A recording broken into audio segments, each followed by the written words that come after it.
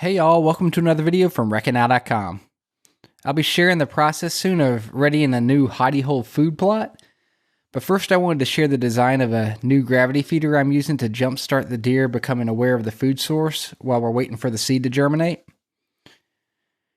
We typically make these from 4-inch PVC, but the price has skyrocketed since the pandemic, so I set out to make the most affordable gravity feeder I could using sewer pipe and NDS fittings rather than the more expensive PVC. Sewer pipe and the associated fittings are slightly smaller and clearly thinner PVC option, but they work great for gravity feeders. Rather than using a threaded cap as I usually do, I opted to drill a hole through the cap and the pipe so I can keep the squirrels and raccoons out, but also easily remove the cap to add more corn. I also opted to use the same style cap on the bottom rather than the grate pictured in the first shot of the material.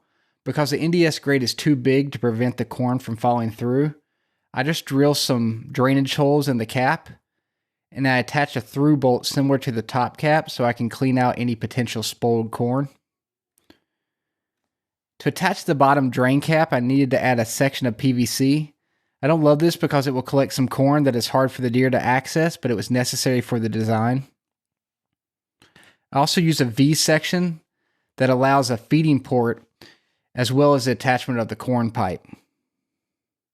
So here I'm just drilling that through cap on the bottom section.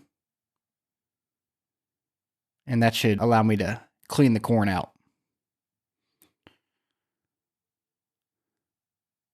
So after you get the V section ready, you're going to want to attach some of the drainage pipe.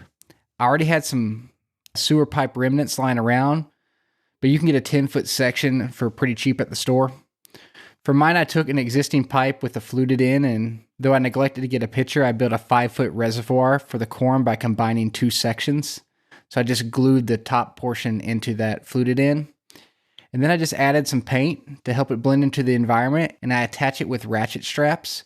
We used to use some of the large zip ties for AC units, but the raccoons just chew through them too bad.